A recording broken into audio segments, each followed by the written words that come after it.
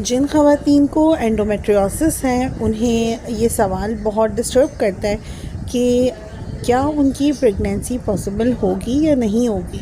तो इसका जवाब हम आज की इस शॉर्ट वीडियो में देखते हैं। एंडोमेट्रियोसिस क्या होता है और इसके साइड इफ़ेक्ट्स क्या होते हैं, इसके कॉजेज़ क्या होते हैं। तो इस हवाले से बहुत सारी वीडियोज़ मेरे चैनल पर मौजूद है।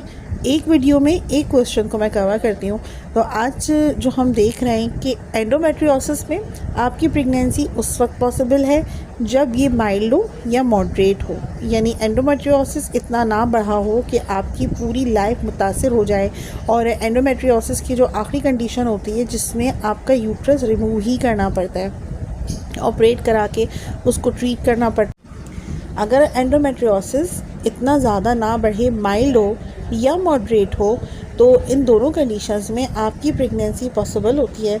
और प्रेगनेंसी में थोड़ी बहुत कॉम्प्लिकेशंस हो सकती हैं, लेकिन बहरहाल आप प्रेगनेंसी की जर्नी में जा सकती हैं। लेकिन अगर एंडोमेट्रियोसिस मॉडरेट से भी आगे बढ़ जाए और बहुत एडवांस स्टेज में बीमारी चली जाए, बहुत पुरानी बीमारी हो जाए और आपकी जो पीरियड्स हैं वो इतने हैवी हों कि आप प्रॉपर उठ बैठ ना पाएँ, तो इस कंडीशन में फिर आपकी सर्जरी ज़रूरी होती है। एंडोमेट्रियोसिस का जो लीजन होता है उसको हटा दिया जाता है, यूट्रस को, ओवरीज को अपनी जगह रहने दिया जाता है। तो अगर आपकी प्रेगनेंसी आप चाहती हैं तो जितना जल्दी हो सके आप इसका ट्रीटमेंट करवाएं, क्योंकि ये बीमारी आगे बढ़ती है। और कभी कभार डॉक्टर आपको अगर एंडोमेट्रियोसिस है तो आपको ये सजेस्ट करते हैं कि आप आईयूआई करा लें या आईवीएफ करा लें। तो ये दोनों ऑप्शन भी आपके पास होते हैं अगर आपकी बीमारी बढ़ जाए।